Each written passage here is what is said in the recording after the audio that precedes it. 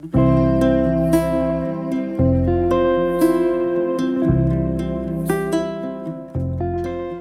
Clifford Frakes, A History, recorded by Tim Frakes.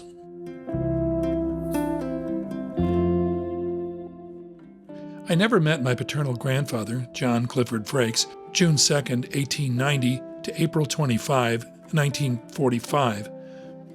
He died 16 years before I was born. Our birthdays are separated by one day. Mine, June 1st, and his, June 2nd. If he had lived, we might have met at a family birthday party. I feel duty-bound to write about him, even though two of my aunts, Mercedes and Ione, wrote about him in their fine personal memoirs. They detailed many delightful and important anecdotes about him, my grandmother, and the extended family. They're valuable resources. Still, I wanted more. For 43 years, I've been making television documentaries and telling stories about people outside my own family. As my TV career winds down, I want to pause and spend some time with my own family. I wanted to get to know my grandfather. Of course, that's impossible. So I turned to family and official sources, learning a great deal about him from the government census, military draft, marriage, and birth and death records. Conversations with family, including a recorded interview in the early 2000s with my aunts Ione, Driggs, and Mercedes Bruss, and other phone conversations with my 95-year-old father, John Floyd Frakes, as well as my cousins, Bernie Driggs and Jack Bruss, and my brother also, John Clifford Frakes. All three are old enough to have memories of my grandparents. News clippings from papers in Zanesville, Ohio, Chicago, and Wisconsin also helped form a clearer picture. Regarding my grandfather's roots and early life, the Zanesville Times Recorder and the Zanesville Signal were really helpful. My grandfather's origin story was mostly a mystery prior to research.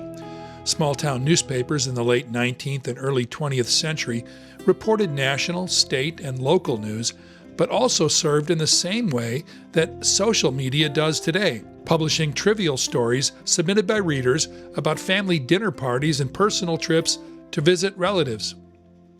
From these sources, we get a sense that my grandfather's family loved to gather together.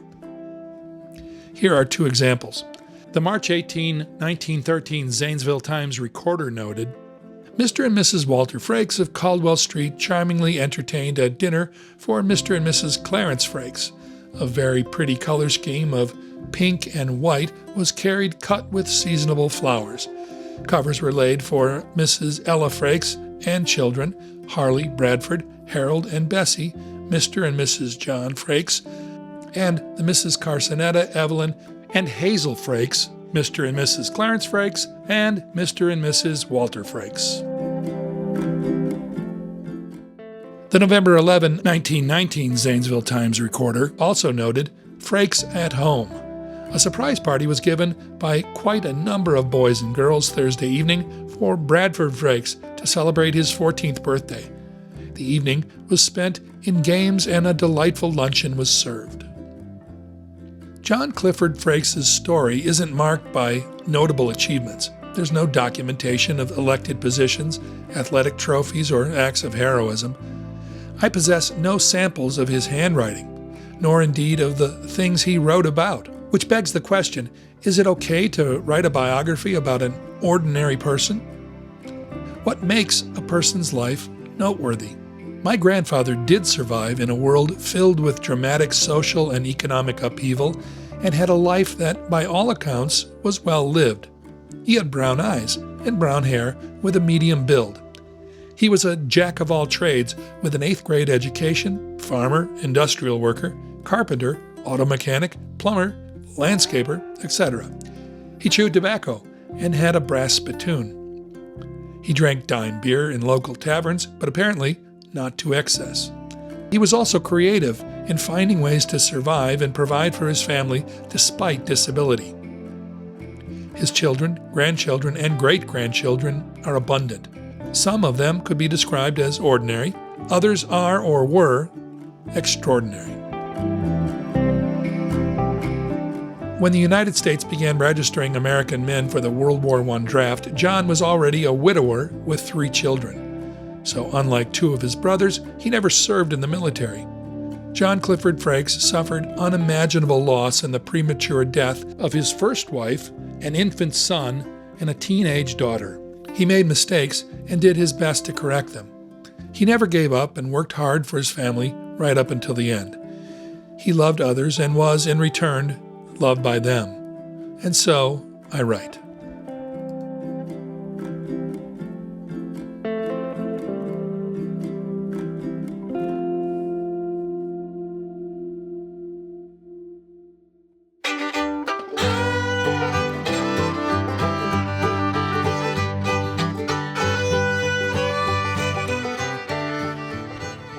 John Clifford Frakes was born in Pleasant City, Ohio, the 4th of 9 children, to Leroy Milton and Rachel Rucker Frakes.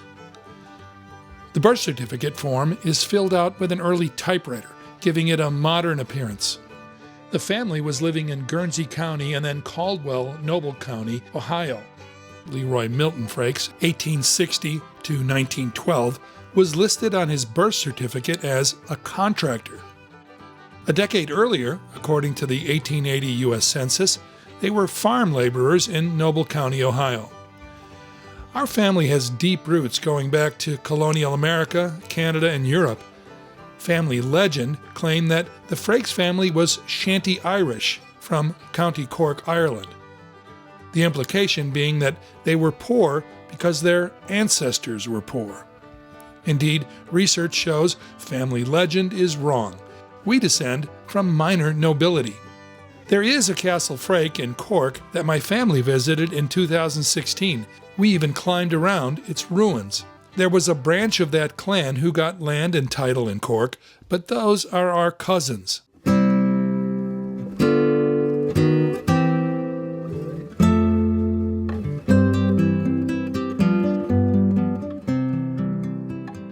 Direct ancestral line comes from Hinton St. Mary in Dorset.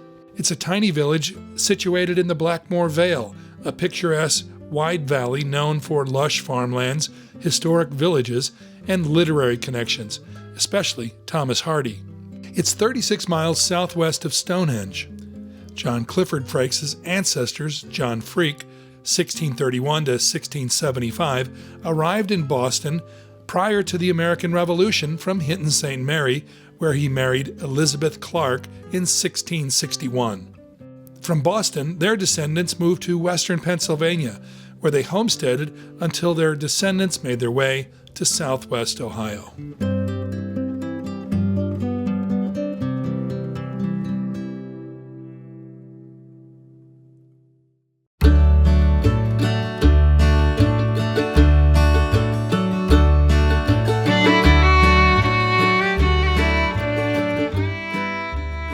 In 1890, Ohio was an emerging agricultural and industrial juggernaut. It was the Gilded Age, a time of rapid industrial growth with big economic winners and many losers. New inventions and institutions taken for granted today were percolating. Edison's light bulb and Major League Baseball are 2 examples. The Zanesville Daily Signal reported that the Chicago Cubs were 15-14 on June 2, 1890. Zinsmeister and Linzer, brewers of export and bottled lager beer, advertised manufactured artificial ice. In the days before electricity, the brewery needed fermenting beer kept cool in underground vaults, and ice was needed for household refrigeration. The 1890 United States Census declared the frontier closed that year. It symbolized the end of westward expansion in North America. The massacre at Wounded Knee in December emphasized the point. Zanesville, Ohio-born author Zane Grey, 1872 to 1939, would go on to define the Western literary genre with a series of popular novels romanticizing the Old West. One title, The Vanishing American, is a fictional account of the Navajo people in the American Southwest. There are no records of the Frakes family in Zanesville, Ohio, owning the land they worked. According to Ione, and my father's recollections, the children were put to work in eastern Ohio's drift mines, digging for coal with dogs hauling the ore out of tiny shafts in the hillside. My father, 95-year-old John Floyd Frakes, related this story of children and dogs in coal mines in his 8th grade middle school class. The teacher was incredulous, and my father's response got him kicked out of class. I also found this story unlikely until I did some research. In coal mining, there are 3 types of underground mines: shaft, slope, and drift. Drift openings exploit coal seams where they crop out. In southeast Ohio, small dog hole or family-operated drift mines were common. The Ohio Mining Commission in 1871 reported acceptance and promotion of children working in coal mines. The Muskingum County Inspector of Mines said in 1884, in mines on the east side of Zanesville, Muskingum County, 27 miners and 40 dogs were employed to mine and haul coal. It's a thing of rare occurrence to find a mine with coal of sufficient height to admit the entrance of a mule. For the purpose of hauling to and from the mines, a substitute is found in the canine race, and the burly mastiff supplies the motive power. The History of the Coal Mining Industry in Ohio by Douglas L. Crowell. It appears that Ione and my dad were correct. Indeed, there are thousands of mapped surface and abandoned underground coal mines in and around Guernsey and Muskingum County, Ohio.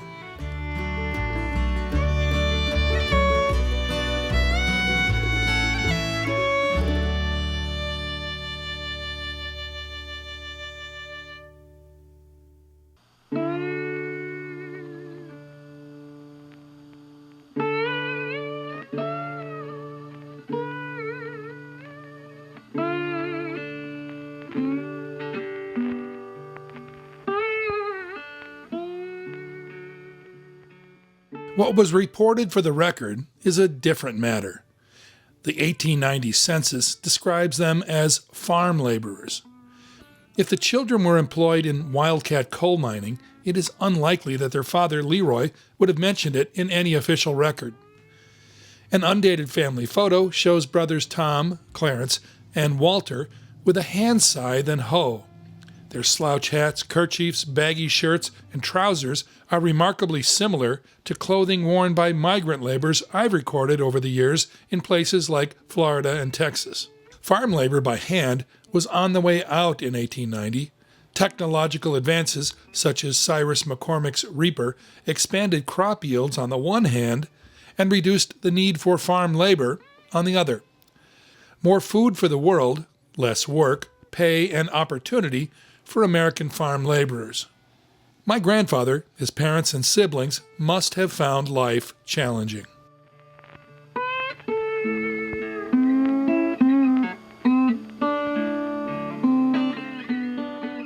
For 10-year-old John, life changed forever on August 8, 1899. The Zanesville Signal reported, John, the 10-year-old son of Leroy Frakes of the Cooper Mill Road, while playing with a cider mill Tuesday morning, had his hand caught in a cog and badly mangled. He was removed to Dr. A.M. Templeton's office, who, assisted by Dr. Matthews, amputated the finger and part of another. From then on, John managed disability. It's interesting to imagine how his friends and brothers responded to his disfigurement. It's difficult to play baseball with fingers missing on one hand. According to reminiscence from his childhood years later, it was a challenge he carried with stoicism and humor. His daughter Ione related a story from her childhood. I remember one time we were working in the yard and I was helping him plant tulip bulbs or something. He took these 2 fingers, that's all he had on the end was those 2 fingers, and he's trying to pull the dirt out, and the dirt keeps sliding back in the hole. And I'm sitting there looking at this, and I'm choking because it looks so funny. And pretty soon he turned around and looked at me, and he grinned, and he says, "God damn it, get in there and get that dirt." The actual account of what happened to his fingers was lost until research revealed the truth. Daughters Mercedes and Ione were only able to speculate.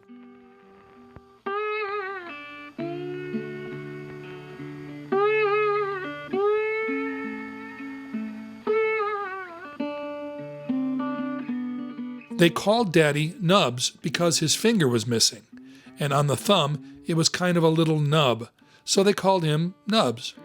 Oh, there were many stories. I asked Mom one time, and Daddy said from the other room, "Oh, I got it caught in a wine press. The Indians cut it. Mom says he got it caught when he was stealing a chicken." Nobody knows. I never heard the true story, so I have no idea what happened to his fingers.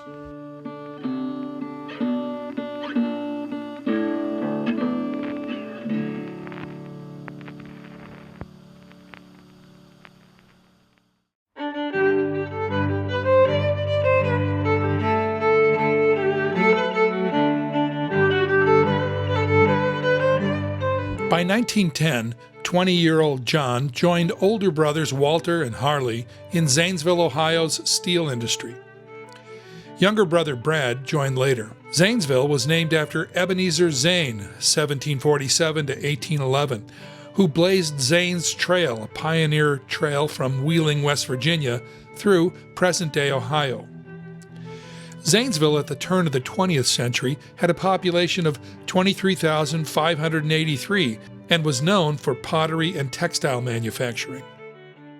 Armco, the American rolling mill company, purchased a sheet metal operation in Zanesville in 1905. The company's founder, George M. Verity, expanded his Middletown, Ohio operation. The company newsletter, the Armco Bulletin, describes a holistic work-life community that affirms families, faith, and intense patriotism during the World War I era. The Armco spirit is a comprehensive, vital force which finds expression in the practical application of policies built on a platform of Christian principles in which selfish purpose has no place. George M. Verity.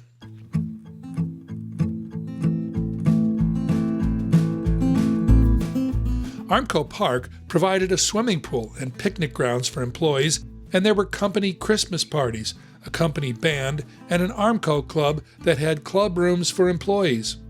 By the standards of the day, Armco treated its employees well, but it was hot and dangerous work. In 1979, singer-songwriter James Taylor released Millworker.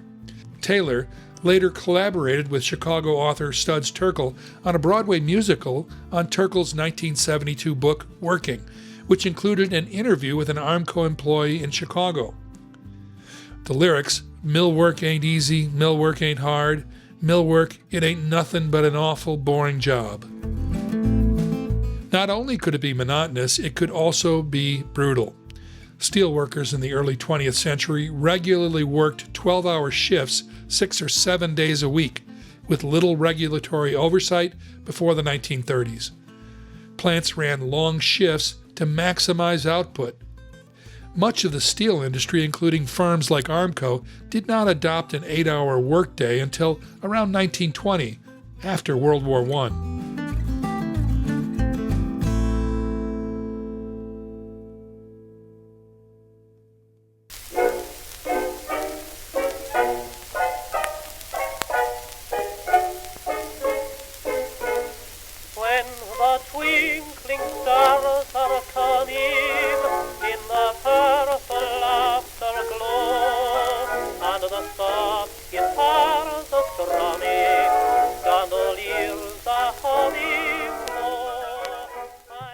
The disability and long hours didn't keep John from finding love. On June 18, 1911, 24-year-old John married 21-year-old Emma Elizabeth Hassler.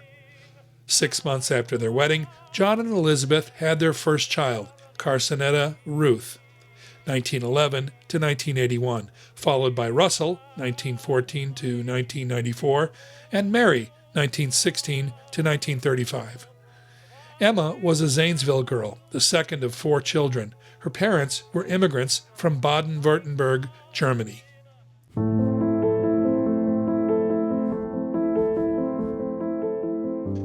Around 1913, the family moved to Armco's base of operations in Middletown, Ohio, after Armco announced the construction of a new $3 million rolling mill plant.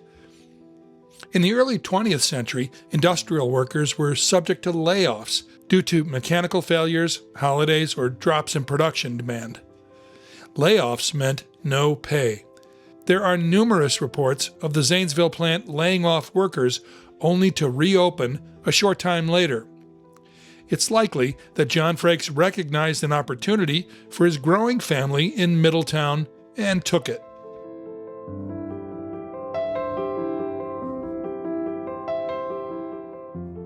Whether it was complications from childbirth to daughter Mary, their third child, or something else, Emma Elizabeth Hassler Frakes died on May 29, 1916, leaving my grandfather with 3 children. Her Zanesville obituary read, Mrs. Emma Hassler Frakes, age 29, the wife of John C. Frakes, and daughter of Mr. and Mrs. Christopher Hassler of this city, died at Middletown, where she had lived for the past 3 years, Friday afternoon. The body was brought here to Zanesville Saturday evening and taken to the home of her parents at 1274 Grant Street. Funeral services will be conducted at the Pilgrim Evangelical Lutheran Church by Reverend Mr. Philibrandt at 2 o'clock Tuesday afternoon. Burial in Greenwood Cemetery. Besides her husband and parents, she is survived by 3 children, Mary, Russell, Carsonetta, and by 2 sisters and 3 brothers. Mrs. Aubrey Harding of Cumberland, Mrs. John Bronning, Alfred, Herman, and Carl Hassler of this city.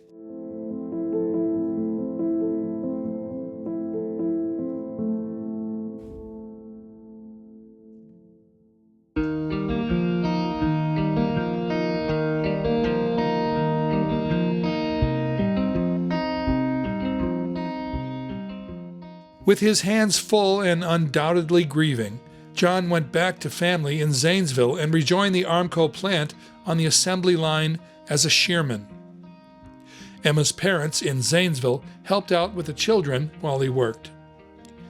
The Armco plant in Zanesville was known as the Linden Avenue plant and produced specialized steel products. A shearman cut iron, steel, or stainless steel sheets and bars into specified sizes and shapes before further processing or fabrication. The job was a standard industrial role, essential for the war economy's high demand for steel during World War I. John's military draft card indicates that he was an iron worker, single with 3 children. Sometime between Emma's death in 1916 and 1920, John Frakes placed his 3 children, Carsonetta, Russell, and Mary, in the care of family and headed to Chicago's South Side to work for Inland Steel on the Illinois-Indiana border. By 1917, capacity at Inland Steel reached 1 million tons per year. With the war raging in Europe, Inland completed construction of a second plant at Indiana Harbor. The plant was located across the Indiana-Illinois state line. Once again, he worked as a shearman.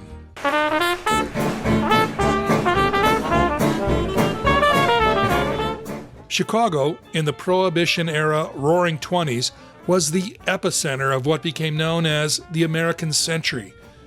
Chicago was blessed with water access through the Great Lakes and then the St. Lawrence Seaway, rail hubs connecting both sides of the continent, and an exploding immigrant workforce.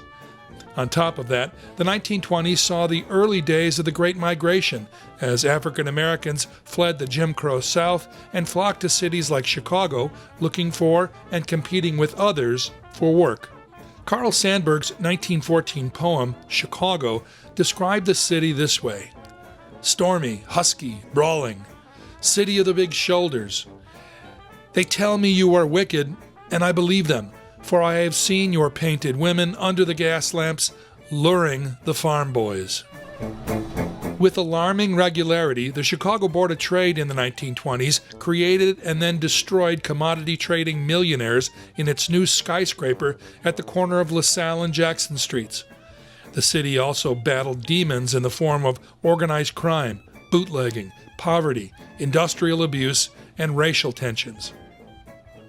The homicide rate in Chicago rose in the 1920s from 10.5 to 14.6 per 100,000 by 1930. With industries like the Chicago stockyards, the Pullman railcar operation, and the steel industry, people flocked to Chicago looking for work. Homeownership for many of them was a dream.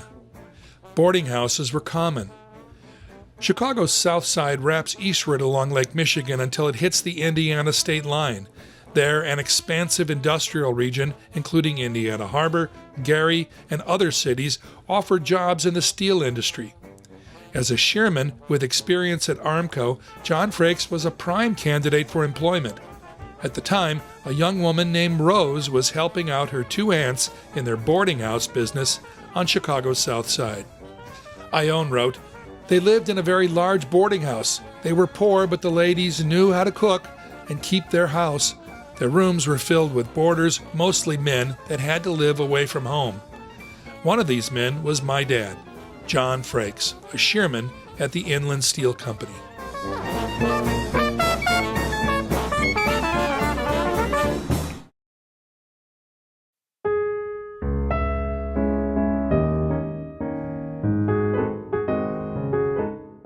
Rose Marie Willett, 1895 to 1972, was born in Calumet City, Illinois, an industrial suburb on Chicago's far south side. The daughter of French-Canadian immigrants, Rosie, as she's listed in the 1900 U.S. Census, was the oldest of 16 surviving children born to Joseph Francois Willett and Marie-Louise Diet. Joseph Francois was born in Saint-Louis de Kamouraska, Quebec, Canada. He was a bricklayer with a thick mustache that my father said resembled that of Soviet leader Joseph Stalin. Marie-Louise Diet was born in Massachusetts.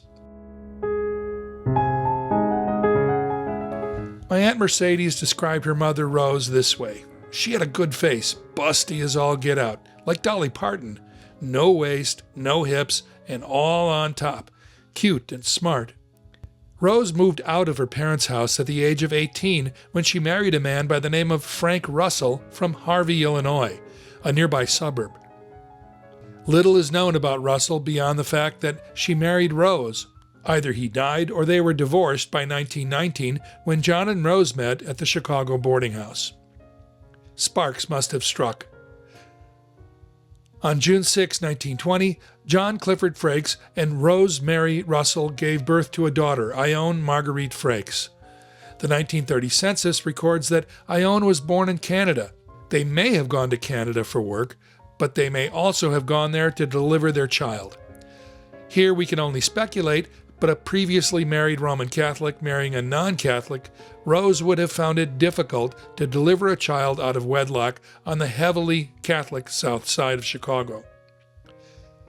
Whatever the reason, they were back at Chicago on December 28, 1921, when John C. Frakes and Rose Russell, age 24, were married in a courthouse ceremony.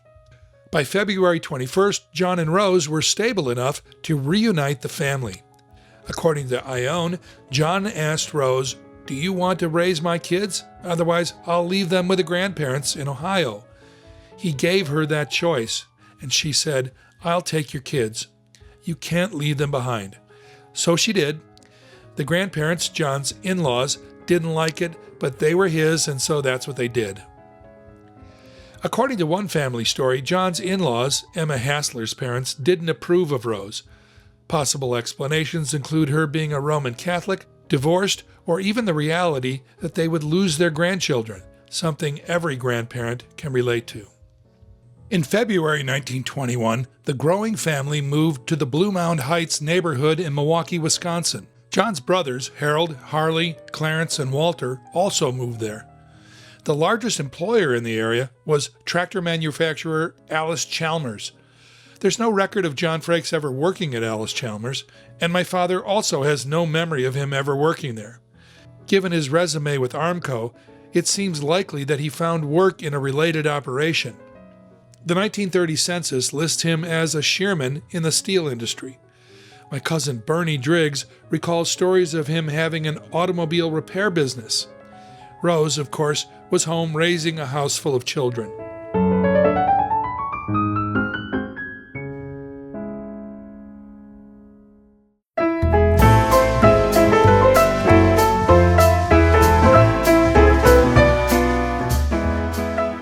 The mid to late 1920s were good years economically for John and Rose. By 1925, they had built their own home at 7232 West Mount Vernon Avenue, valued at $7,000. They also had a radio. The home was a few blocks from the Wisconsin State Fairgrounds and less than 2 miles away from Walter Frakes. According to the West Allis Historical Society, the 1920s as a whole were kind to West Allis. Prosperity, busy factories, and expansion of public improvements made it a good place in which to live and work. Mercedes and Ione pick up the story. He made a beautiful home. They built the whole thing from scratch. It was a tin house to start with, like a little shack. They built the house around it so that it had the best insulation in the world. Daddy said, "Leave it," the interior of the tin house. "Leave it there."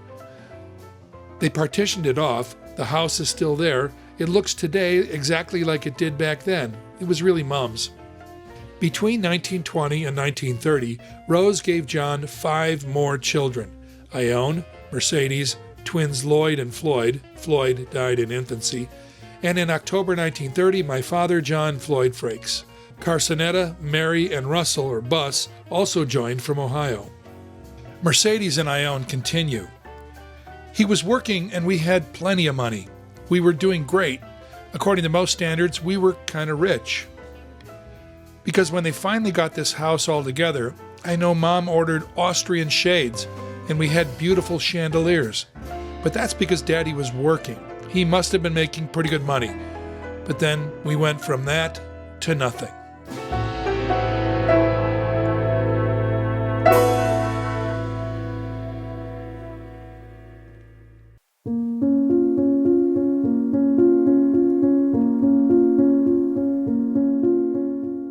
The Wall Street crash of 1929 became a reality in September when share prices on the New York Stock Exchange collapsed.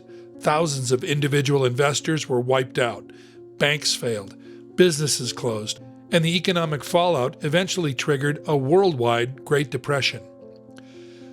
West Allis, Wisconsin was no exception. Daddy went to work one day and there was a big sign across the building that said "Closed, moved to Indiana Harbor." Ione related. No one was informed. Faced with the loss of income and few employment prospects, John and Rose developed a plan to provide for the family. They would find renters for their home on Mount Vernon Avenue. That would pay the mortgage. Then, the family would rent a small farm with a large house and barn west of Milwaukee.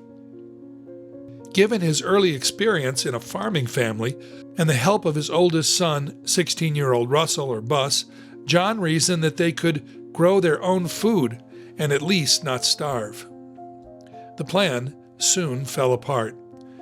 Of course, he got somebody in there that lied and said they had money when they didn't, related Ione. Month after month, he went back to the renters and said, "Hey, you're not paying the rent." And they cried and they said, "Oh no, we didn't have the money, but it's in there now, you can call the bank." But Daddy, being trusting, said, "Well, that's okay." Anyway, we lost the house. We lost the whole house. And we only owed $1,000. And the whole house was gone.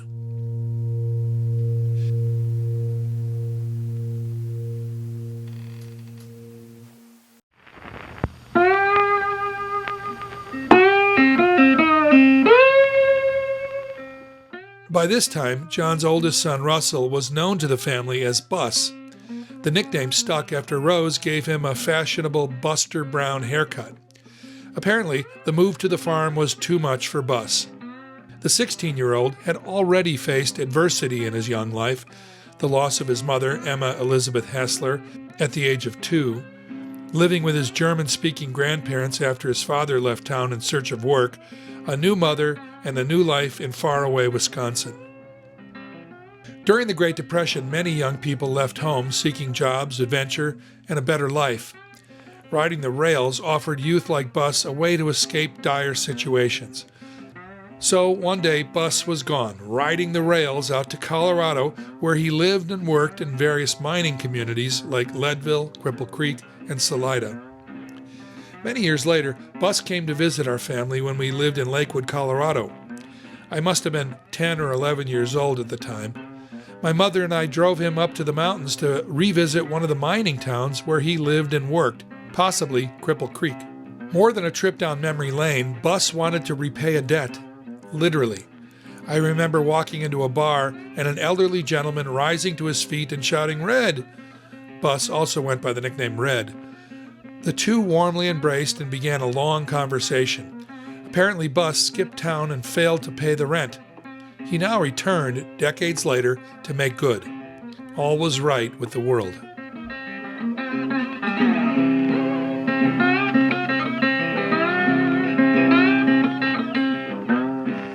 Back at home, the absence of a healthy 16-year-old farmhand was another crushing loss. Subsistence farming was hard labor then. I know this because I've filmed subsistence farmers, typically women, in places like Tanzania, Uganda, Cuba, and elsewhere. My father, John Floyd Frakes, who was less than 5 years old at the time, relates a story about his dad's effort to plow a field with a horse, a child, and one good hand. Daddy was plowing with a horse, and it was difficult for him because he couldn't grip the plow handles properly due to his lack of fingers. I was still very young. As a way to have me help, he attached a wooden yardstick to the horse's bridle. I was in front of the horse and he was behind. My job was to keep the plow furrow in a straight line using a yardstick as a guide. Of course, being a child, my mind wandered until jolted back to the present by the sound of Dad's cursing as the horse veered off course. He cussed a lot, but he never hit us. Farming life for the Frakes family included the rented house, barn, and silo. Row crops like corn and beans would have taken a season to plant, grow, and harvest, so they also kept pigs, chickens, and a few cows. According to Ione, they moved into the farm by Thanksgiving. The plan worked well at first. John rode to Madison, the capital of Wisconsin, to get information on truck farming and raising chickens, pigs, and cows. In the spring, they began selling butter, buttermilk, and cottage cheese. Later, they had all the vegetables they needed. That money allowed Rose to buy flour, salt, and all the things they couldn't grow. Well water pumped by hand from a ground source supplied the house, and an outhouse furnished with old Sears catalogs provided for sanitary needs.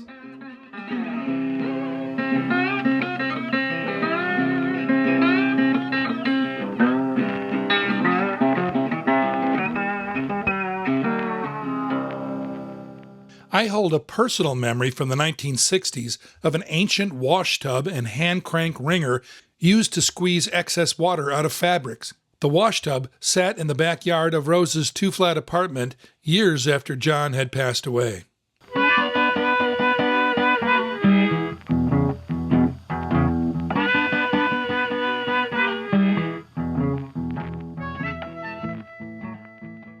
As fallout from the Great Depression worsened, John was unable to find work to pay rent and other expenses. Financial pressures mounted. Before losing their home on Mount Vernon Avenue in West Dallas, John and Rose purchased an insurance policy to cover their household goods, including furniture. Homeowners insurance, as we know it today, did not exist as a bundled package in the 1930s. Instead, homeowners purchased separate, specific insurance policies to cover different perils. Personal property was covered under the fire insurance policy, which was the primary form of property insurance at the time. When the family moved to the farm, they brought the furniture with them. As financial pressures mounted, John had his back to the wall. Reasoning that he could collect on the insurance policy covering the family furnishings, he decided that arson was the only way out.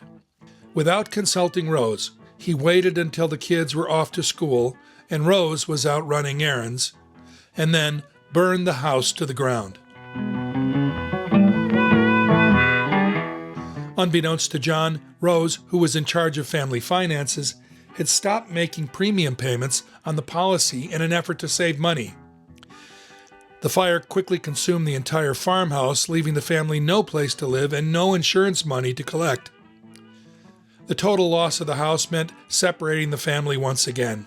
Fortunately, they had relatives in West Dallas who were willing to take the children in until John and Rose could find another farmhouse to move into. How they managed to finance the rent is a mystery. Ione describes the second farm. There was a huge barn that had stalls for about 10 or 12 cows. We usually had 7 or 8 cows at a time, and often a new calf. The barn had a couple of cats that kept us well supplied with kittens, at the same time kept us free of mice. Daddy took great pride in that barn and the cows. It was as clean as anyone could keep them. He would whitewash the barn regularly, and we kept it mucked out several times a day. The cows were brushed daily. When we were in school, Daddy did it. The 40 acres kept our family from having to go on welfare. Back then it was called outdoor relief for people without work during the Depression. We could go to a place once a week and get free groceries. We had to walk to get them and carry them home. We had huge fields of alfalfa, which is the caviar of hay to the cows, and the smell was incredible. Not even bread, fresh from the oven, could smell as sweet. When Daddy and his neighbors cut the hay, I knew God had given this gift to me alone. From that day forward, that barn was my refuge, my church, and my hiding place.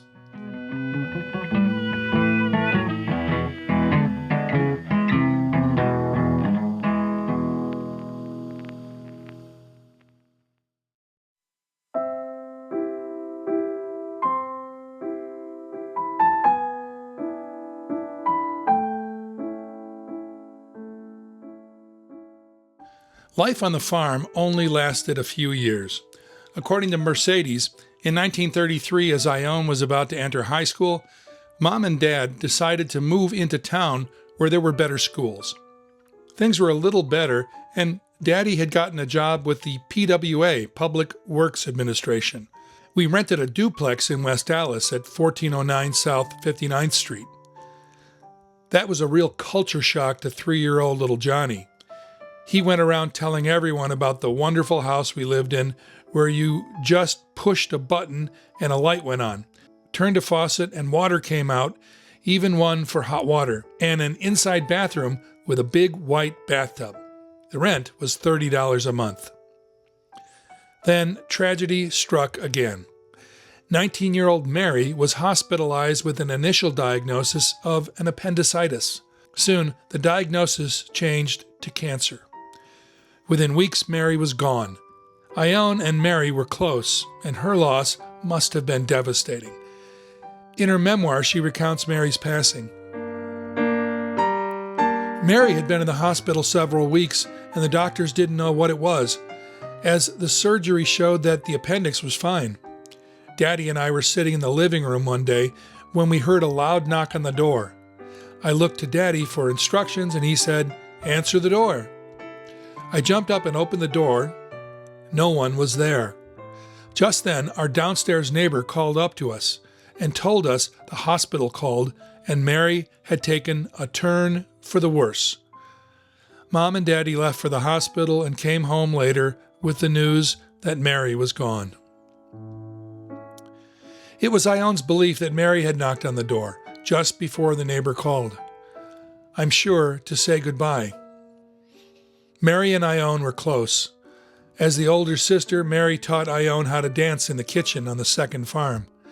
Years later, Ione said, "I don't think I ever danced the polka afterwards that I didn't think of Mary."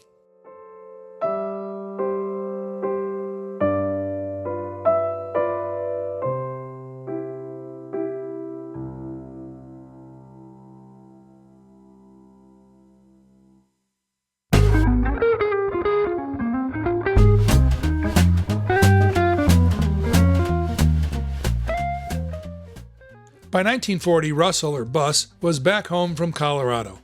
The census lists John, Rose, Russell, Mercedes, Lloyd, and my father all living in the apartment.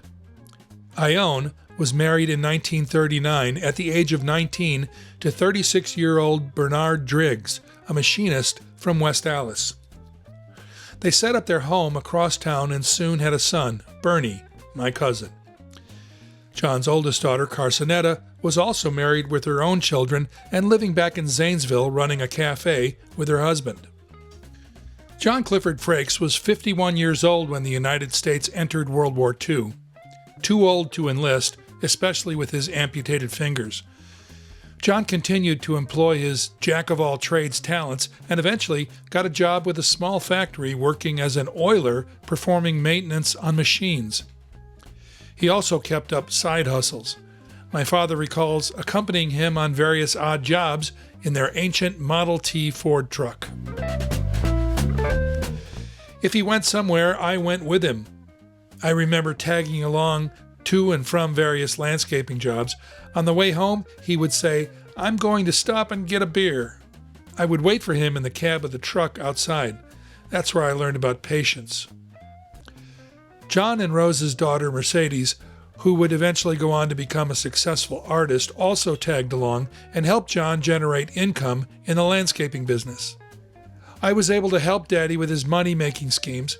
He would take me to a wealthy neighborhood, stop near a house that was not as prosperous looking as the neighbors' houses. I would make a sketch of it and then go home and make a nice drawing of the house, and Daddy would tell me what kind of trees and shrubs to put around it. He would then take the drawing to the house, show them what their house could look like if properly landscaped, and most of the time he would get the job. Years later, Mercedes wrote, "At this time we all went to the First Ward Mission, a little church on the second floor of a barber shop on 69th and Greenfield. We went on Sunday morning, Sunday evening, and on Wednesday evening for Bible class. There was no organ, very few hymnals. There was a little wooden box attached to the wall at the door for anything you could afford, but it was enough to pay the ministry's rent and lights. The fact that the pastor's son was my age, Eddie Schussnyder, and he was so cute, may have had something to do with my religious experience. It was one of the best churches I ever went to, as it not only taught me about God, but also how to apply His teachings to help those around us. My mom and dad were prime examples of how to live a Christian life. No matter how little we had, they always found a way to share with anyone who really needed help." The family also stayed close to Rose's family back in Chicago.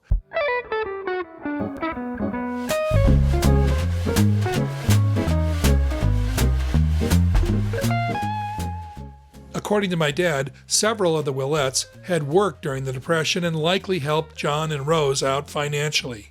Donald Davidson, Rose's brother-in-law, was a general foreman in the car works at the Pullman Railcar Company on the south side of Chicago. On special occasions, John and Rose would load the children into their Model A Ford and make the 90-mile drive south to Chicago. Our Ford didn't have glass windows, it had black curtains with small squares of isinglass, said Ione. Isinglass was a fish-based plastic-like material used in the side curtains of some Model T Fords and on other products. In winter before we started out, Ione continued, Daddy would light a lantern and set it on the floor in the back seat. He would put us on either side of the lantern. We were warned not to move our feet or the lantern might get kicked over and start a fire. He then covered us with a heavy blanket called a buffalo robe. I think it contained the whole buffalo. It was so heavy. More often than not, we would get a flat tire. It would take us from noon until after dark to get to Grandma's. Needless to say, we were cold, tired, and hungry when we arrived. Family accounts of the visits were remembered fondly with plenty of food and laughter. The Willettes were also a musical family, Ione recalls. There were 14 of them and 6 of us, and it was always a crowd. Everyone gathered together in the living room. When Grandma would say to Ernie, "How about some music?" Ernie played the sax, Earl would get Grandma's washboard and borrow her thimbles. Eddie played horn, and those 3 could make the most wonderful toe-tapping music this side of heaven. Lori and Willie would roll up the rug, and Deanie, Dorothy, and Dolores would start dancing.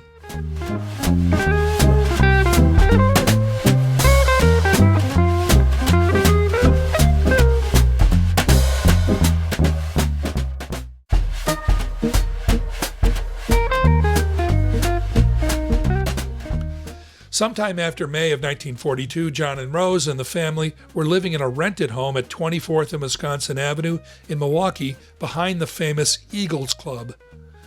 They were able to scrape together enough money to make a down payment on a home.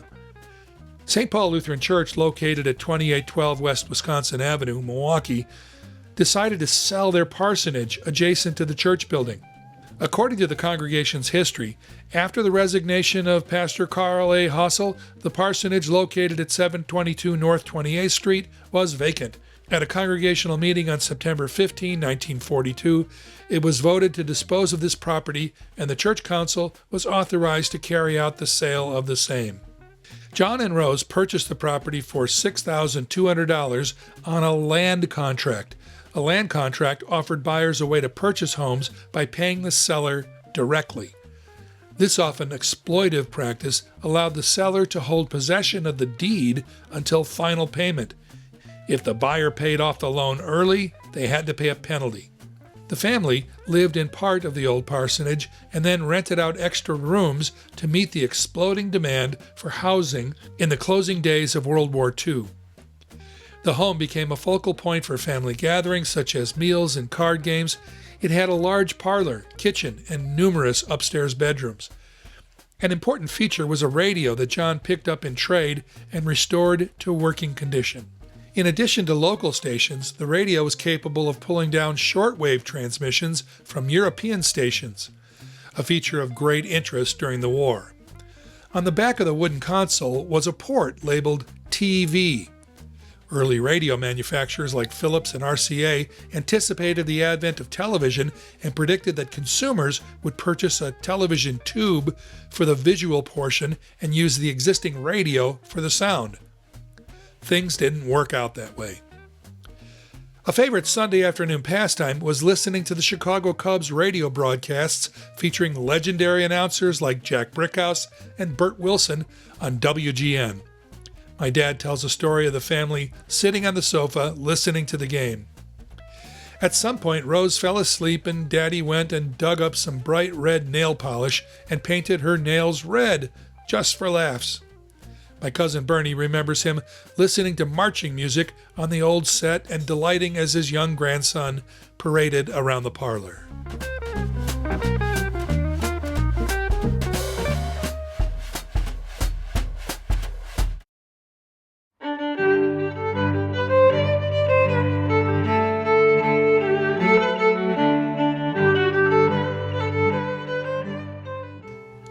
John Clifford Frakes died on Wednesday, April 25, 1945, just 1 month short of his 55th birthday. Chronic hypertension led to a massive stroke. John's oldest son, Bus, called to say that his truck had broken down. True to form, John headed out to help his son when he was struck down. According to family reports, they laid him on a sofa in the parlor and called a doctor.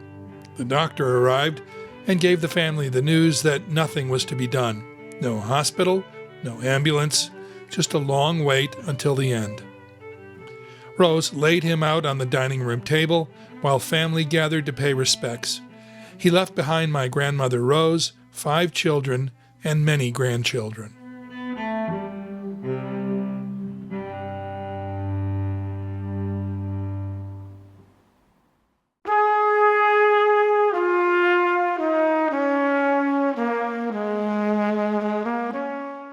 Rose Frakes lived in the former parsonage turned rooming house on 722 North 28th Street, serving as the host of regular family gatherings that featured her cooking skills and evenings playing cards. She died in 1972 following a stroke after attending her grandson's wedding in Colorado. Ione went on to have 4 children: Bernard, Margaret, Beverly, Diane, and Jean. She also became a writer in her later years, authoring several children's books and works of poetry. Mercedes had 4 biological children of her own, Jack and Jerry, with first husband Ray Henning, and Judy and Bill with her second husband Hilbert Bruss. She and Hilly also adopted 2 children, Mike and Kathy. In addition, Mercedes became a prolific artist and art educator, creating hundreds of oil paintings, ceramics, and other works of art. Her public commissions decorated many local establishments. Russell, Bus, spent the remainder of his days devoting himself to serving his family, wife Dawn, Rusty, Bart, Diane, and Sharon, and Shannon. He also dedicated himself to helping extended family. Lloyd served in the United States Navy during World War II as part of Task Force 7 in the South Pacific. He then went on to serve as an executive in the International Association of Machinists and Aerospace Workers, IAM. He married wife Shirley and had 2 daughters, Pam and Colleen. John went on to serve in the United States Marine Corps, 1st Division, 1st Marines, during the Korean conflict, where he was wounded during combat and then received the Purple Heart. He married my mother, Carol Weil Frakes, and they had 3 children, John Clifford Frakes, Barbara Ann Frakes, and myself, Timothy Patrick Frakes. Was writing this short biography worth it? I think so. As with other stories I've developed over the years, Martin Luther, J.S. Bach, Sheldon Peck, and many others, I come to feel as if I actually know the person I'm writing about. This is also true with my grandfather. A connection has been created that didn't exist before. Every life has value. John Clifford Frakes' life is valuable to me.